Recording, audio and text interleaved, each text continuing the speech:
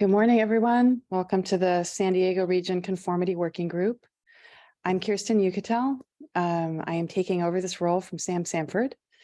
And please feel free to reach out to me if you notice any differences as we transition from Sam to myself, or a way that Sam did things that was more helpful.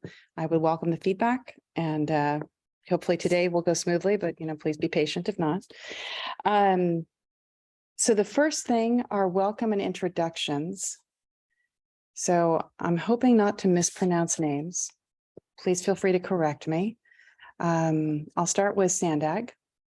We have myself, Kirsten Yucatel, Keith Greer, Lauren Lee, Richard Radcliffe, Sam Sanford, Sue Alpert, and Suzanne Martinez. Keith is the manager of our environmental compliance group. Lauren and I are both in regional planning, as is Sam, and Sue, Suzanne, and Richard are all in programming. Then we have from Caltrans, Abhijit Baji. Some of these I'm not going to know the affiliations. I apologize.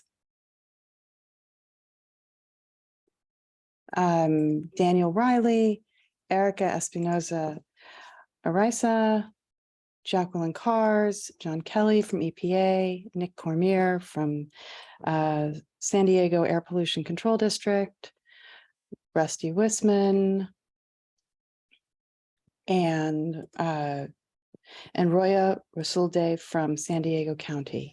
Have I missed anyone? We have a few in the attendees that I'm promoting currently. Okay, I think we're promoting just a few more people. And then when I've read those names, if I miss anyone, please let me know. Andrew Mazur.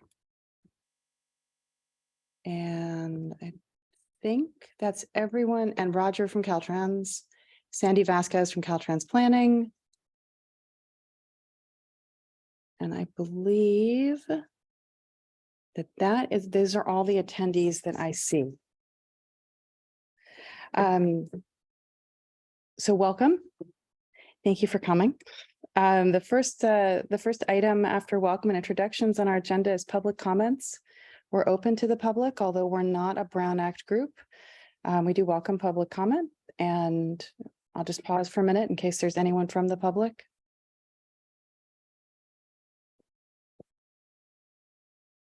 Okay, well, hearing none, we'll move on to member comments.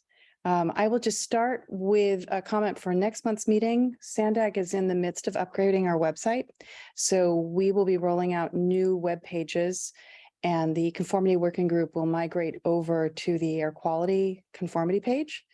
So next month, there might be a slight difference in how you receive the agenda. If you have any questions or you don't receive something you think you should have, please feel free to email me or give me a call or reach out to Sam, who is remaining an attendee of the group. And hopefully there will only be the 1 month of sort of transition. But if you have any questions or anything seems different, please let me know. I believe Richard has an announcement. Yes. Can you hear me okay, Kristen? Yes. Perfect. Okay. So thank you and good morning, CWG members. I just wanted to give a brief update on the 2023 RTIP. It was approved by the Sandag board on September 23rd. And then the state released the 2023 FSTIP for public review from October 10th through October 31st. We are still awaiting state and federal approval on the 2023 RTIP. We expect still that the federal approval will be received by, I think, December 16th of this year. We also currently have a first formal amendment to the 2023 RTIP open, and this is scheduled to go to the Sandag board for approval in January of 2023. And also, I just wanted to welcome Suzanne Martinez to her first CWG meeting. She will be overseeing federal funding and the RTIP going forward. So that's all I have. She comes to us from Fresno COG. I don't know if you want to say hello, Suzanne. Hello. I've actually know a couple of you, especially from Caltrans. I'm working from Fresno, and I actually used to be part of these meetings that were for the Valley, conformity meetings in the Valley also. So I have a little bit of understanding of what's going on, although I imagine your conformity issues are probably much different than the balance issues. So I'm looking forward to learning. Nice to meet everybody.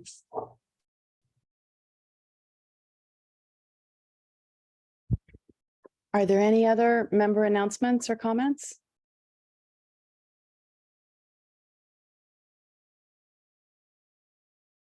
Okay, hearing none. The meeting minutes from our last meeting were attached to the agenda. If you have a chance to review them, if you see anything that needs to be corrected, any missing attendees, please let me know. And with that, we'll move on to item 4 on the agenda, which is the 2021 Regional Plan Amendment and opening consultation on that with this group. Our board of directors, the Sandag Board of Directors, has directed us to prepare an amendment to the 2021 regional plan that removes the RUC, or the road usage charge. That's the only change being made. And our board has asked, you can see the schedule on the screen, our board has asked that this be completed no later than next September. We expect to release the draft amendment to this group and then for public comment in the spring of 23. We have begun the modeling analysis, and we will bring the model results to you next month. And then we'll complete the analysis, release the amendment, and then adopt it by next September. We will be using MFAC 17. Oh, I should say first, I think we can go to the next one. We'll be using the same, we'll be using MFAC 17, and we'll be modeling horizon years 23, 26, actually, can you go one more? Sorry, 26, 29, 32, 40, and 50, consistent with the 2020 SIP budgets approved by US EPA for on-road transportation conformity on October 4th of 2021. Now you can go back to, sorry. No worries. So there are the years that we'll be analyzing. We'll be using MPEC 17. And if you go back one more, we'll be using the Series 14 regional growth forecast for the amendment. This is, no, back one more, another. Perfect, thank you, sorry. We will be using the Series 14 regional growth forecast. This is the same growth forecast we used for the 2021 plan and the 23 RTIP. We will also be using the same ABM2 plus that we used for the 23 RTIP, which, as I said, we will bring the conformity runs to this group next month. The network is unchanged. It will just be removing the RUC.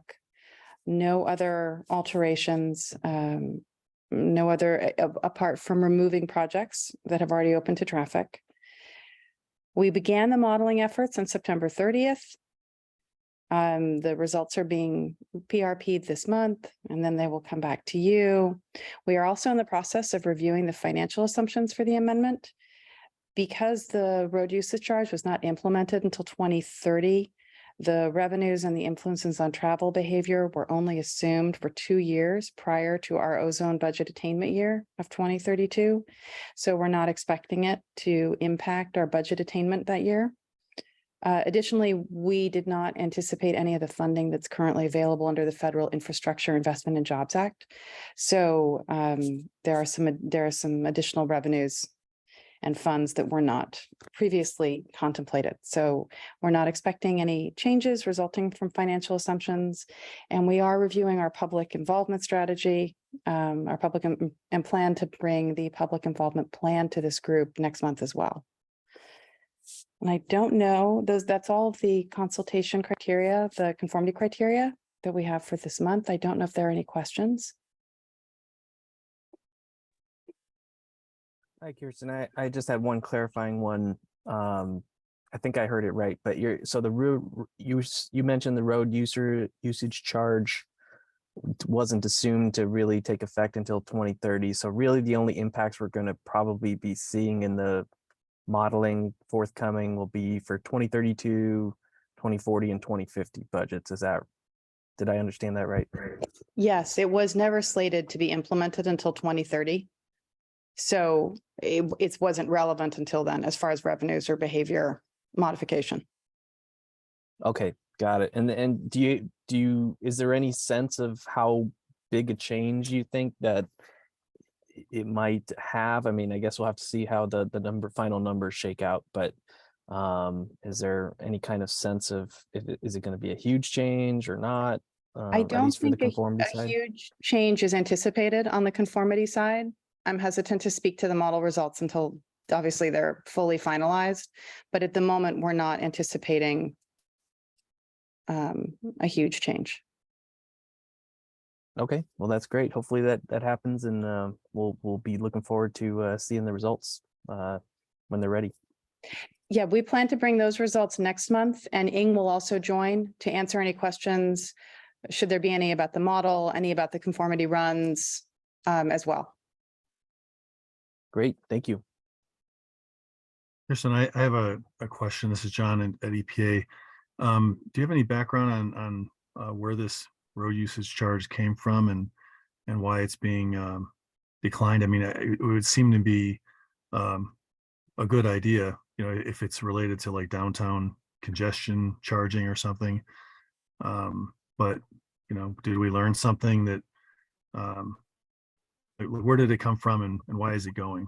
So I Just in think that context. the road usage charge was an element of the plan that has met with some political pushback and also some concerns about implementation and some resistance to having that be the means that we derive these revenues. There, to my knowledge, on the planning side is nothing problematic in the road usage charge. This is the regional RUC. There's also a state RUC being contemplated.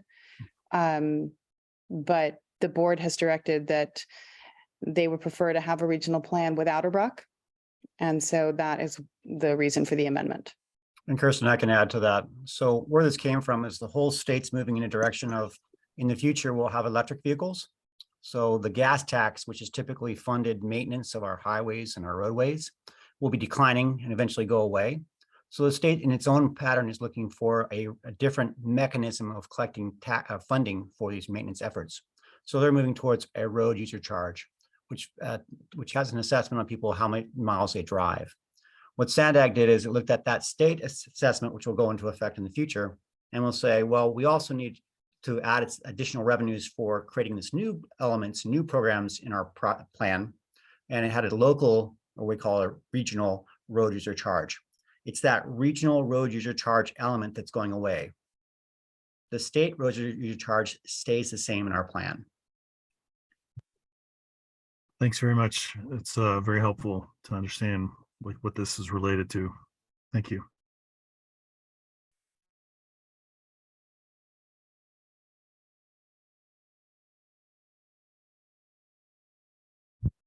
Any other questions on this agenda item? And as I said, we'll be bringing more of these criteria back next month. Okay. Well, then we can move on to agenda item 5, which is the Regional Air Quality Strategy Update. Nick Cormier from the San Diego County Air Pollution Control District is here. And we have your presentation, Nick. Just give us 1 second. Sure, no problem.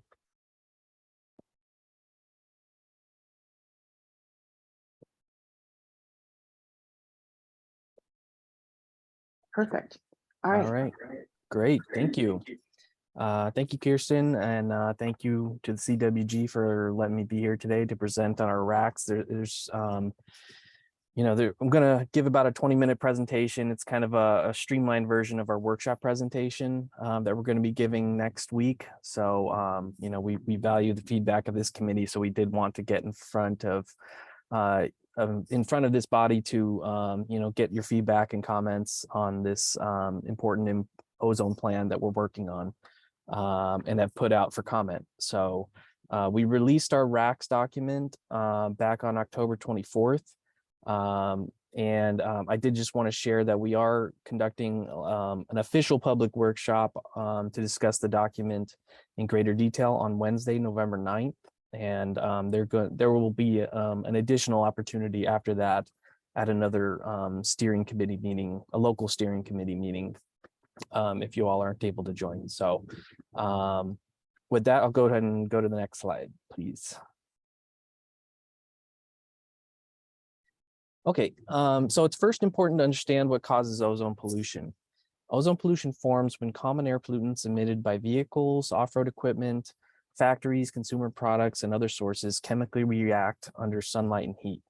San Diego County's topography make it well suited to ozone formation. Air pollution is emitted along the coastline and blows eastward, where it cooks under sunlight to form ozone. It then gets trapped against our local mountains and results in higher ozone levels in our inland valleys and foothills. Thus, the district's ozone monitor at Alpine regularly exhibits higher ozone levels than coastal areas in the region. Ground level ozone is harmful to breathe and is regulated as an air pollutant at the state and federal levels. It irritates and inflames air passageways, and typical symptoms include headache, cough, shortness of breath, and chest tightness when taking a deep breath. Children and seniors are at increased risk of health impacts, and so are people with existing lung disease and those who spend time outdoors. And because ozone is fueled by sunshine, ozone concentrations are highest in the spring and summer months. Next slide, please. APCD is part of a coordinated three-tiered approach to regulating and cleaning up ozone and other air pollution. The US EPA regulates emissions from interstate traveling sources, including airplanes, trains, and ships. CARB regulates emissions from on-road and off-road vehicles within California, as well as consumer products we use every day, such as personal care products and household cleaners. APCD has primary responsibility for regulating local stationary sources of air pollution. These include large industrial facilities like power plants and landfills, but also smaller establishments like gas stations and dry cleaners. Next slide, please. It's important to characterize emissions in a way that may be more understandable. To do this, consider the following comparison as we use the term of tons per day on the following slides. 1 ton of NOx emissions emitted per day is approximately equal to the same amount of NOx emissions being emitted from approximately 350,000 average passenger cars per day. Next slide, please. To understand where the region is going, it's important to understand how much progress the region has made. Ozone precursor emissions, specifically volatile organic compounds, or VOC, and oxides of nitrogen, or NOx, have been trending downward as a result of clean air actions that have been taken over the past 60 years at the local, state, and federal levels. This chart shows that VOC and NOx emissions in San Diego County have dropped 56% just since the year 2000, equivalent to a reduction of 240 tons per day. In fact, ozone precursor emissions in San Diego County are now at their lowest levels on record. Next slide, please. These emission reductions have resulted in improved regional air quality. This chart shows the region's 8-hour ozone level as measured at the Alpine Monitoring Station, where ozone levels have trended downward. There is year-to-year variability caused by hotter weather. However, these upticks only reflect a flattening of progress as opposed to a significant change in the wrong direction. Despite the progress made, it's clear that additional work is needed in order to meet the state 8-hour ozone standard, which is shown by the red line, and to further protect public health. Next slide, please. This chart and the one on the following slide show the top 10 sources of ozone precursor emissions in San Diego County. Recent scientific modeling has demonstrated that NOx emissions are the key driver of regional ozone pollution formation. And mobile sources generate over 90% of regional NOx emissions. All of the region's top sources of NOx are mobile sources, including ships, off-road equipment, heavy-duty trucks, aircraft, and passenger vehicles. All of these sources are regulated at the state and federal levels by CARB and EPA. Next slide, please. Mobile sources are also some of the largest emitters of VOC, including off-road equipment, boats, passenger cars, and aircraft. However, the largest region-wide source of VOC is consumer products, such as personal care products and household cleaners, which are also regulated by CARB. Other categories the district can and does regulate through adopted local rules. These categories include architectural coatings, such as paints and stains, miscellaneous coatings, petroleum and gas fueling activities, printing, and adhesives. Next slide, please. San Diego County is currently designated as a non-attainment area for state and federal ozone standards. As seen on this map, many of the populated regions of California are also non-attainment for state ozone standards. Because the region is non-attainment, Health and Safety Code requires APCD to prepare a plan to attain state ozone standards. These standards, also known as health-based standards, define the maximum amount of outdoor ozone allowable to avoid harming public health, averaged over a specific time period. At the state level, CARB has set these levels at 0.070 parts per million, or ppm, over an 8-hour period, and 0.09 parts per million over a 1-hour period. Next slide, please. APCD's plan to attain state ozone standards is known locally as the Regional Air Quality Strategy, or RAQS.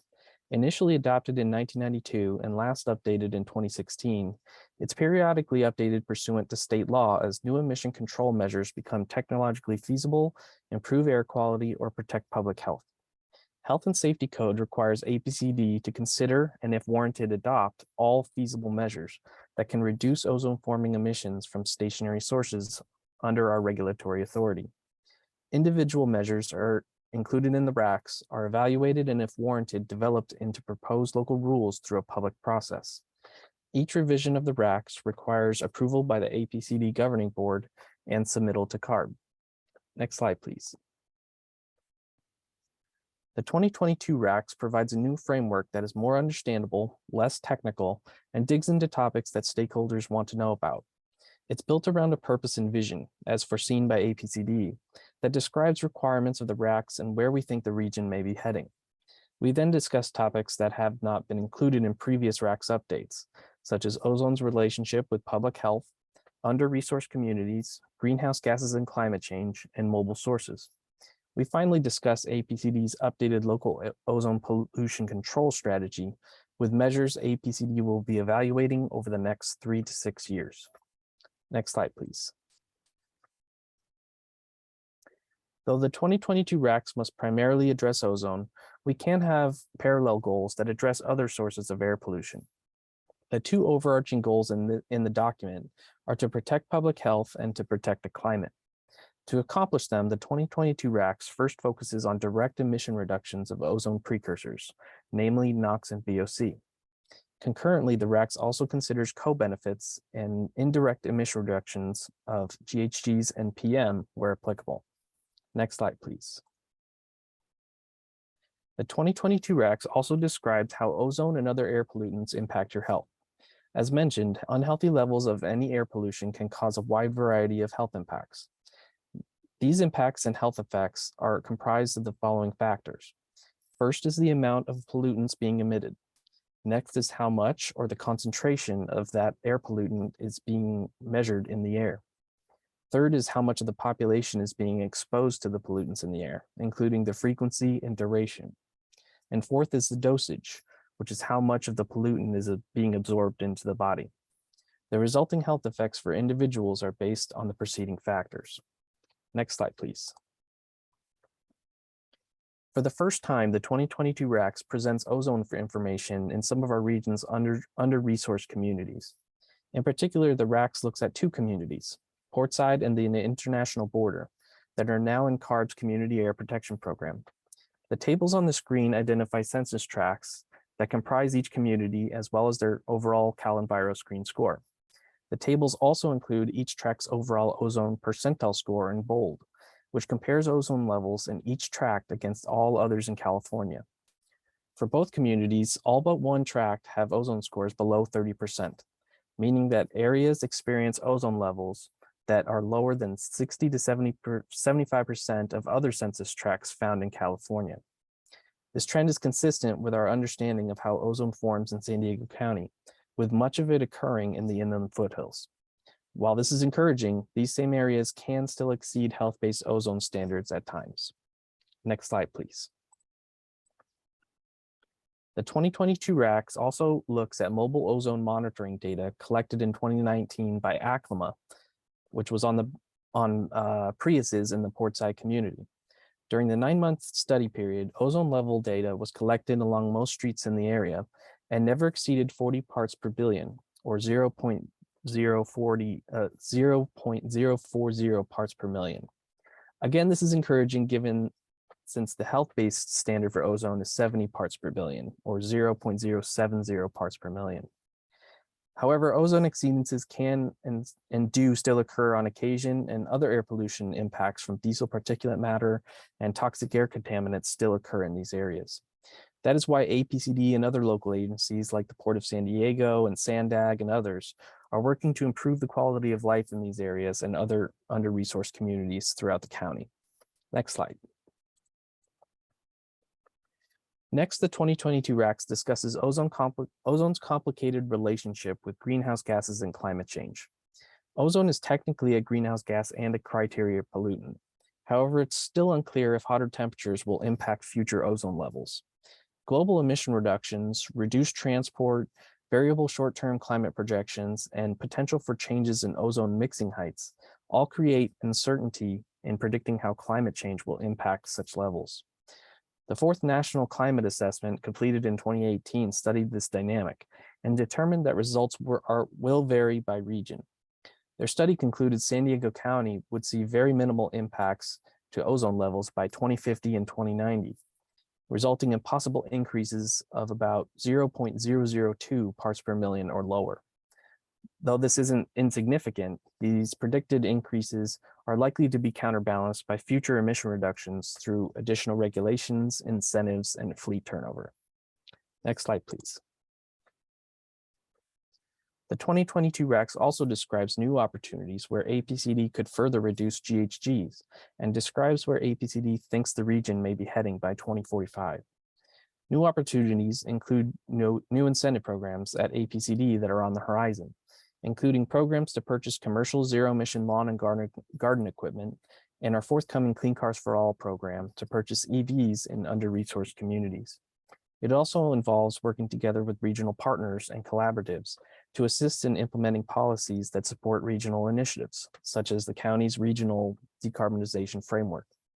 These new opportunities will support a region that will be transformed by 2045 to have a local economy powered by clean, renewable electricity, a transportation sector led by ZEVs and active transportation options, carbon-free buildings that are infill to avoid suburban sprawl and located near transit, and natural lands that are preserved as carbon sinks.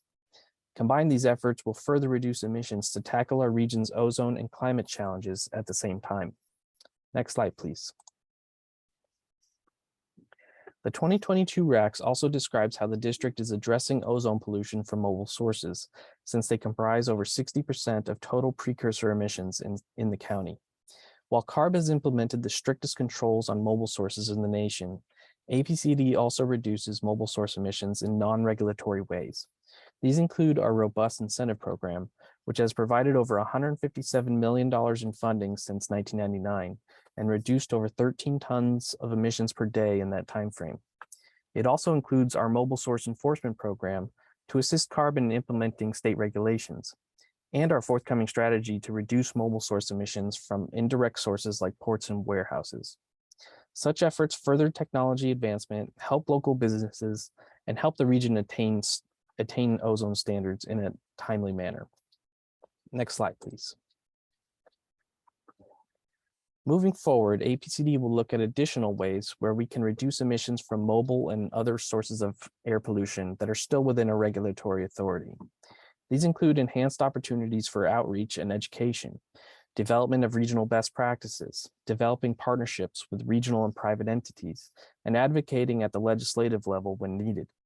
It also includes APCD's continued support of transportation control measures that are implemented by SANDAG to support state and federal air quality plans. These TCMs expand transit options, van and carpool programs, biking and walking facilities, and traffic signal improvements, just to name a few. Next slide, please. The 2016 RACS revision set forth a number of proposed measures to further reduce ozone precursor emissions. 7 measures were ultimately adopted or amended since that time, as shown on the screen. Together, these measures resulted in ozone precursor emission reductions of 2.3 tons per day. Next slide, please.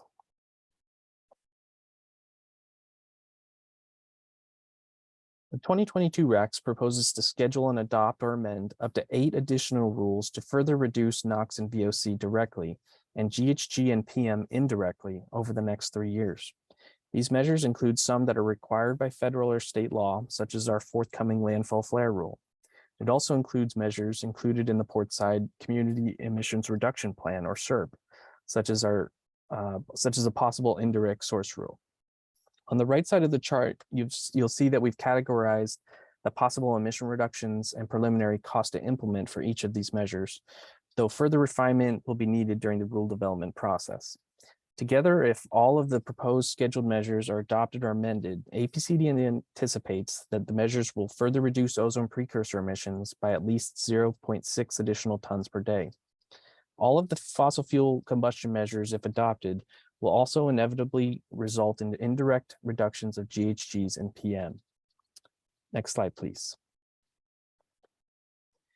APCD also looked at additional measures that are not yet ready to schedule as proposed measures and require further analysis over the next 3 years.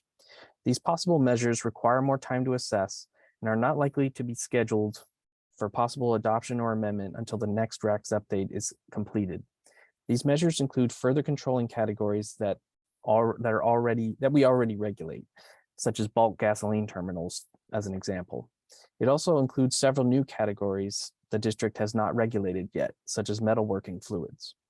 We will also assess non-traditional categories for possible emission reduction opportunities, such as a possible state emission offset permitting program, a zero emission furnaces and water heaters, and more controls on region-wide wood burning activity. Since these measures require more analysis, anticipated emission reductions and cost effectiveness are not yet known. Next slide, please. One of the many attachments in the 2022 RACS we wanted to highlight was attachment L, which is a reevaluation demonstrating that state-based emission offsets are not required to attain state ozone standards. Emission offsets are created when a company is required to compensate for an increase in emissions in one area by decreasing emissions in another area. APCD previously had a state emission offset threshold in place, but it was repealed in the late 1990s and the no net increase approach was used. This demonstration reviews emission reductions at existing stationary source facilities in prior years and compares it to new emissions from new or modified stationary sources of air pollution. So long as emissions from existing facilities outweigh any emissions growth, a state emission offset program is not required under state law. The district has included a no net increase demonstration in each RACS update since 1998 as required by law. The 2022 RACS includes another no net increase demonstration and has once again determined that state emission offset thresholds remain unnecessary to attain state ozone standards as early as practicable. However, to ensure the district is prepared for any such challenges in preparing this demonstration in the future, the 2022 RACS also includes a further study measure to consider reinstitution of a state emission offset threshold and a corresponding offset program in the future. Next slide, please. Altogether, the 2022 RACS includes a robust ozone pollution control strategy through 2026 and will achieve additional and direct emission reductions beyond what was included in the previous RACS revision. It will also indirectly reduce GHGs and PM as a result of scheduled and further study measures. The anticipated emission reductions from the scheduled measures are expected to annually reduce numerous cases of negative health endpoints like asthma and over 800 lost work or activity days. At the same time, these measures are anticipated to contribute as much as $18 million to the local economy from avoided healthcare costs and lost productivity. Next slide, please. The 2022 RACS also includes an environmental analysis prepared pursuant to the California Environmental Quality Act, or CEQA. The prepared EIR addendum is also available for review and comment through November 30th. The 1992 RACS EIR found that any potential adverse environmental impacts would be mitigated below a level of significance. Several supplements, negative declarations, and EIR addendums have followed that analysis whenever the RACS has been updated, and with all finding that no substantial impacts would result as a result of the RACS itself, or that no EIR revision is necessary. The 2022 RACS EIR addendum comes to the same conclusion. that no revision to the EIR is required because no significant adverse impacts are anticipated. Next slide, please. Here's a tentative timeline of the next steps in the RACS process. We held a kickoff workshop this time last year to start discussing the proposed concepts and measures you heard today. We also incorporated feedback received from our governing board members at a presentation in June. We released the draft RACS document and SQL analysis on October 24th and presented to the AB 617 Portside Community Steering Committee the day after. Today's presentation is the second outreach presentation we are conducting over the next month to get some feedback. We are also going to be presenting to the International Border Community Steering Committee on November 16th. As mentioned, our main APCD RACS workshop will be held on Zoom on November 9th, and that will include Spanish translation services. As mentioned, our comment deadline for the document and SQL analysis is November 30th for both documents. And after incorporating and responding to feedback through a workshop report that will complete by the end of this year, the district will then submit the RACS to our governing board's consideration in March of 2023. And then will be submitted to CARB shortly thereafter, if approved. Next slide, please. If you want to stay up to date on this process or other federal air quality planning processes at APCD, I highly encourage you to visit the website that's on the screen, the tiny URL link. That will bring you to APCD's air quality planning webpage where the 2022 RACS is held right now. And then it will also has all of our historical federal and state air quality plans. The same website also includes fact sheets that you can download to discuss facts about ozone in our region, as well as some simple ways that you can reduce air pollution in your home. And my contact information is on the screen, as well as my supervisors, in case you have any questions or need to follow up with us on anything. Next slide. And I think that's the last slide. So I just wanted to thank you all for allowing me to present, and I'd be happy to take any questions or comments now, but we can certainly, if you need to digest it a little bit more or read the document, we encourage everyone to read the document. There's a lot more good information in the document itself. So with that, I'll go ahead and just turn it over to Kirsten to facilitate any questions or comments. Thank you, Nick. We did have one hand raised by Tim Vilash. Do you have a question or a comment? Yes, I apologize because I missed item 4C, and I believe we're on item 5. I appreciate the presentation. Quick question. If there's a correlation between ozone levels currently and vehicle miles traveled, and does ozone levels correlate at all with temperature reductions in terms of climate change? Sure. Yeah, I'm not sure when you tuned in the presentation, but we did have a couple of slides that mentioned kind of the dynamic between ozone and climate change. In terms of what's been studied so far, there isn't a whole lot that's been done in that frame, in that area. But from the studies that were done at the national level back in 2018, the relationship between ozone and climate change it's going to vary in terms of ozone levels in the future. And so by that, I mean, it could raise in some areas of the country, depending on the impacts of climate change. Ozone levels could go up. In some areas of the country, they could actually go down quite a bit. So that's something that's still kind of a question mark moving into the future. But in terms of San Diego County's impact, we were able to discern that, at least from the studies we've found, the impact is going to be pretty small. It could raise ozone levels a little bit by 2050 and 2090, when the most impacted levels of climate change are expected to occur. But we're thinking a lot of that might be counterbalanced by further emission reductions from the mobile source sector. And a lot of that isn't really accounted for in these studies. So that's I think answers your second question. Thank you. And if I could just follow up in terms of the health effects of ozone.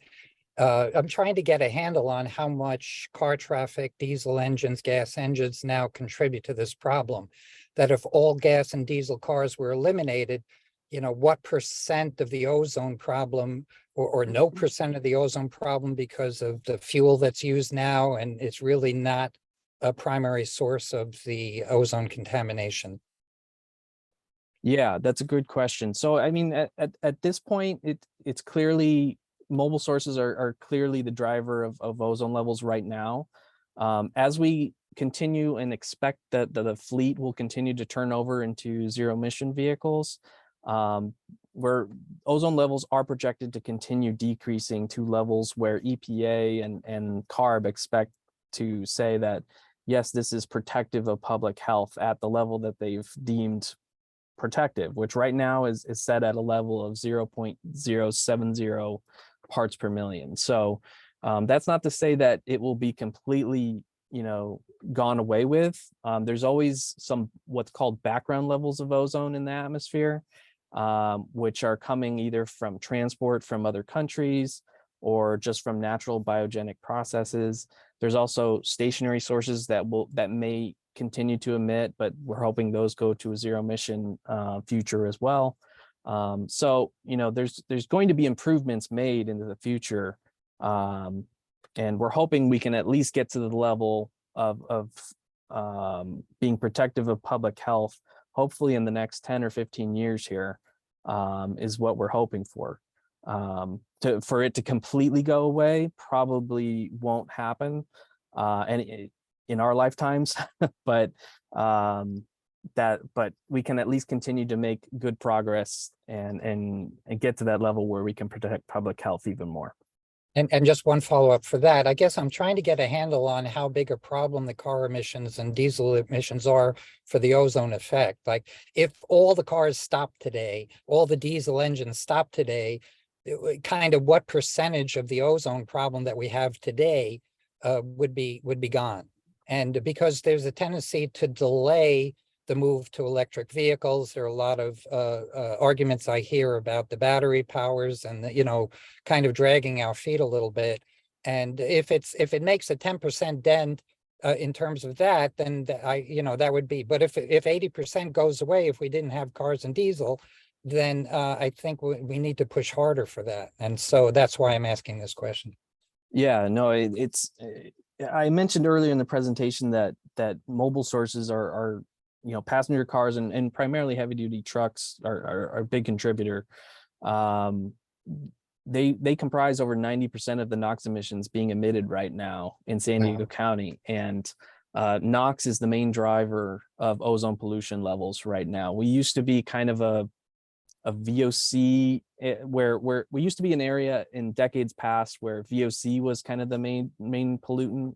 That dynamic has switched, not just in San Diego County, but also in California as a whole, for the most part, where NOx is really the main driver. And so, if we were to eliminate, like I said, the 90% of NOx emissions that are right now coming from mobile sources, be it off-road equipment, passenger vehicles, heavy duty diesel trucks, I mean, that would create an immense impact on ozone levels overnight. And, so that would be useful for ozone in particular.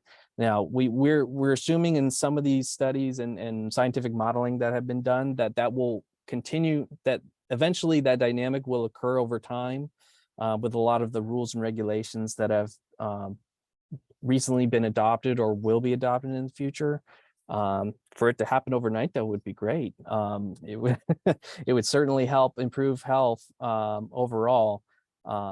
But we're looking to get there. It just might take a while based on the assumptions that we know right now. Thank you for your indulgence if you went over that before. Thank you. Yes, no problem. No problem. Thank you. Any other questions for Nick before we move on in the agenda? We will post the recording of this meeting, which will include the PowerPoint and Nick's slides and all the contact information he just shared. So you can look for that shortly after the meeting. Great, thank you all. I'll go ahead and throw the direct links to both documents, both the document and the CEQA document into the chat here, and just so people aren't navigating around to find it. I can send that in the chat in a few seconds here. That will be great. Thank you. Any other questions for Nick? Okay, then the next item on the agenda is we have Nesamani Kalendior from CARB, who is going to give us a state SIP strategy approval update. Yeah, hey, good afternoon, everyone. Kristen, can you share this slides or do you want me to share? Oh, thank Yes, you. no, we're all set. Of Okay, course. thank you. I appreciate that. Sorry for the last minute notice on that. Yeah. Good morning, everyone. So I know Nick's presentation was very good. I think it's a good follow-up. I'm not going to go into all the sectors, but I'm narrowly focusing more on the mobile source, more specifically for this group, like from a regional analysis perspective. That's what I'm going to discuss today. Even though the state SIP strategy covers all those sectors, includes on-road, off-road, other sectors as well. But today I'm just narrowly focusing for the regional emission analysis. This has been adopted by our board last September, and the board has approved this proposed state SIP strategies, and we are going through the process and we submitted to US EPA as well. This was a 2-year process. Many of you participated in this process itself, and thanks for all your feedback and suggestions. So based on this extensive public workshop and input, this has been adopted by our CARB board here. Next slide, please. Yeah, thank you. I know Nick also covered this, but let me just quickly touch upon and then move it to the real substance of it. Like for any SIP, all these district develops mainly focuses on the stationary sources and area sources they develop through their permitting process.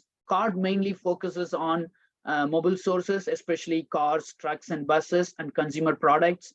They develop regulations, and that's what goes into in development of any SIP.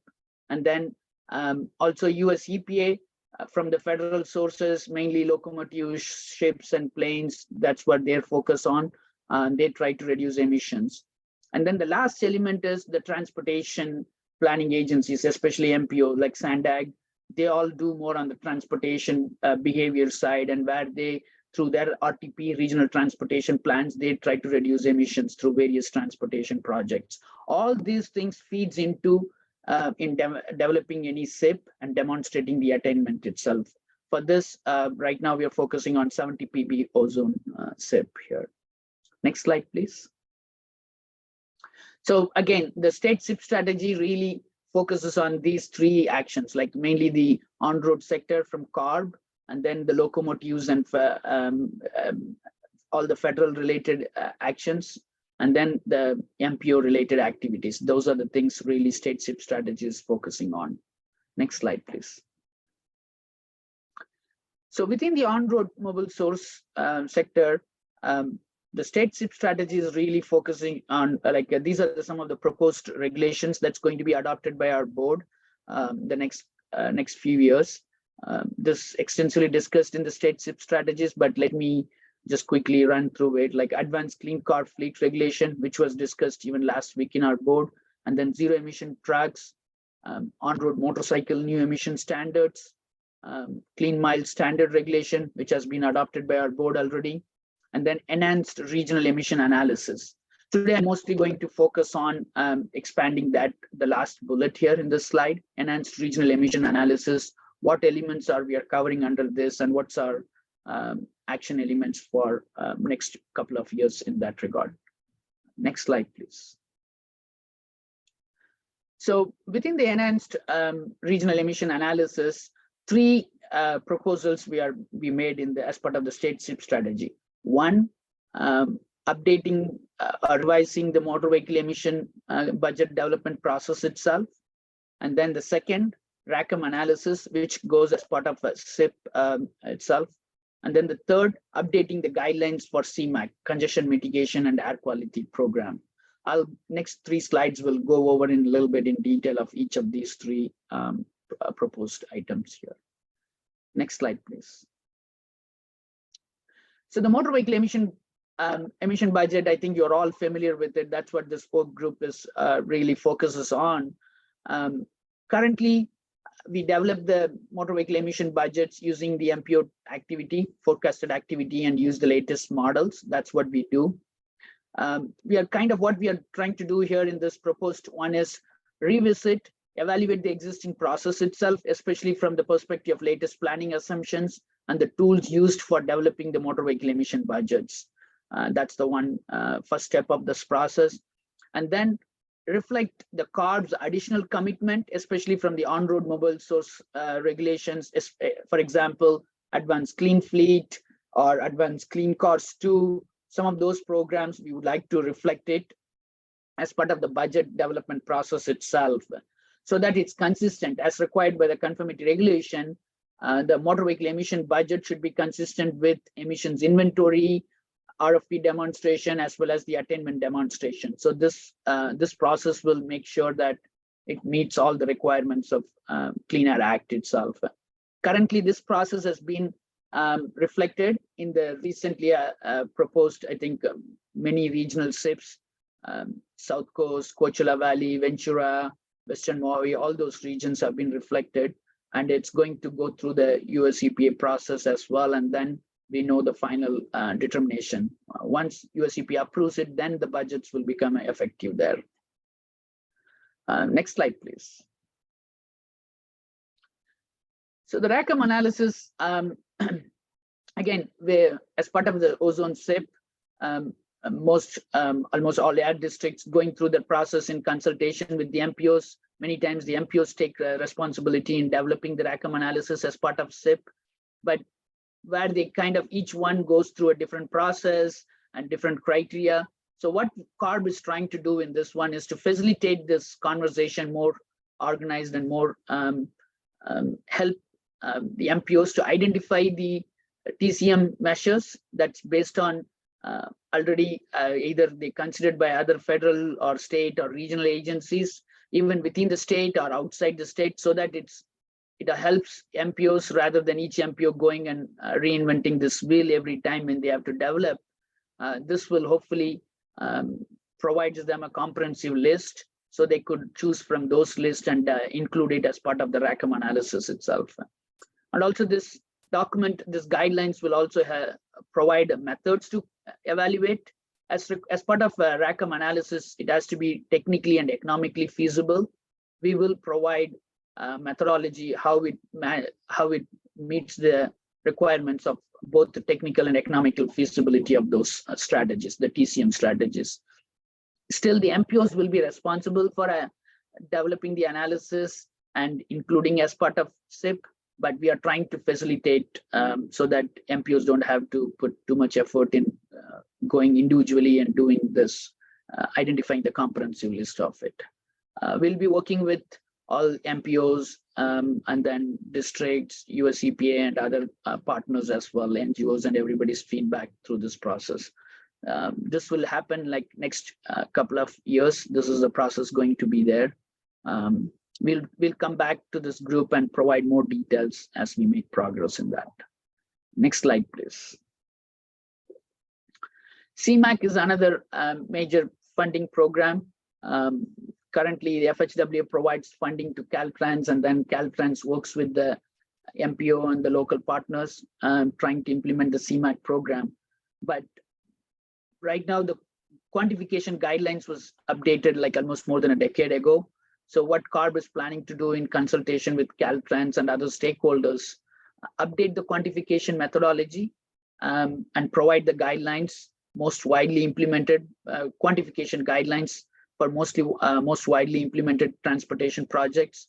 As part of this process also, we would like to identify new transportation strategies and technologies that has been done over the decades, especially for example, new mobility options, micro mobility and other micro transit. Those type of strategies are not included in the existing guidelines. We will be working with the FHWA as well in developing these guidelines. And we will be releasing these guidelines for everybody's use for the future. Again, this will go through public process and we'll take feedback from various partners as well. Already we are talking to various stakeholders and taking their input here. Next slide, please. So yeah, those are some of the things I just want to mainly those 3 items that mainly I want to touch upon. You can find more information at the website that I provided the link here. 2022 State SIP Strategy document provides more details and explains more information. It also covers other sectors, as I said, like on-road, consumer product, off-road, and all those sectors are included in that. I provided my contact information. If you want me to reach out to me, I'll be happy to facilitate if you need more information or engage in any conversation here. With that, let me stop there, and I'll be happy to take any questions or comments at this point on this topic.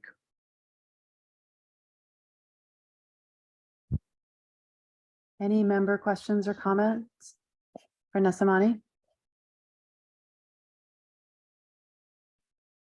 No questions, Monty, but great presentation. And I think a lot of the enhanced regional emission analysis work that you're going to be undertaking is sorely needed. So I think it's really going to be a great addition and to kind of refresh and update things moving into the next SIPs that we have to do, so that we know maybe coming down the pipeline. So appreciate CARB looking into that. Yeah, thanks, Nick. Yeah, that's the intention. We would like to look into it and start preparing all these guidelines so that it's ready for the next SIP when we need to develop. So we're really looking forward to working with all of you and taking your input as part of this process itself. Yeah, I appreciate that. Any other member comments or questions? Any public comments or questions? Then I think we can move on to item 7, which is also with Nesamani, which is the MFAC 2021 update. Yeah, thanks.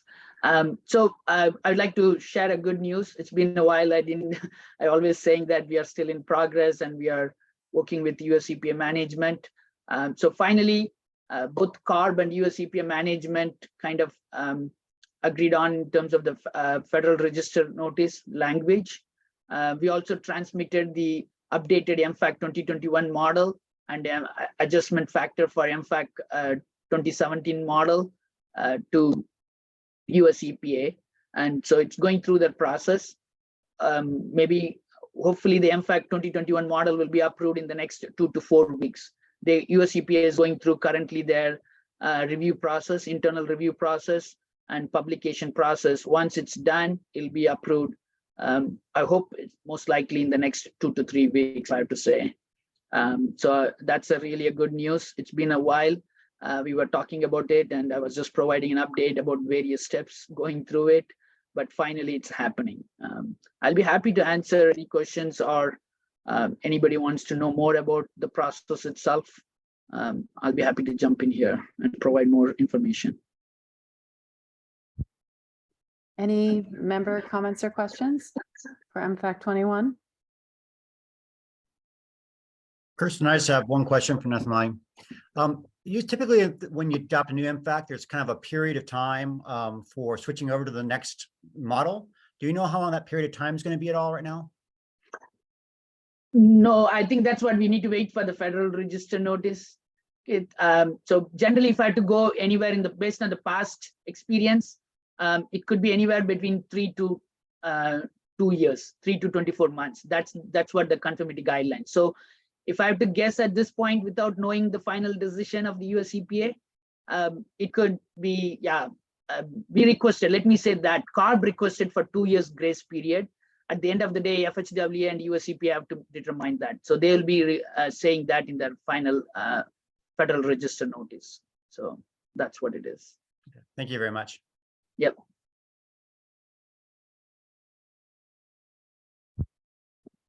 Thank you so much, Nesamani. Any other questions or comments? Okay, well then, Nick, we're back to you and John Kelly for update on the 2020 Ozone State Implementation Plan. Yeah, thanks, Kirsten. I frankly don't have much of an update to share on this. So I might just pass it over to John to see if he has any updates to share on his end. Hi, Nick. Thanks for that. Yeah, I don't have much of an update except that I'm plugging away at a proposed approval. That's how I'm writing it up. Of course, I'm at a staff level, so decisions are made above me. But from what I see, it's a good sort of pair of plans for the 2008 and 2015 ozone. And yeah, I don't really foresee any issues coming up. It's just a matter of finding time on my calendar to do that work. I think that I will have a proposal this calendar year, and hopefully well before the end of the calendar year. So, but we're getting close already in November now. So, but if I get this done,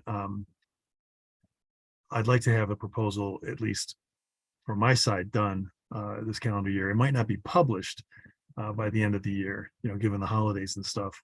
That can throw a wrench in anything kind of getting processed timely. But that's my hope. Maybe a proposal early 2023. Sincerely appreciate all your efforts, John. Appreciate it. Thank you. Any comments or questions? This is our last item.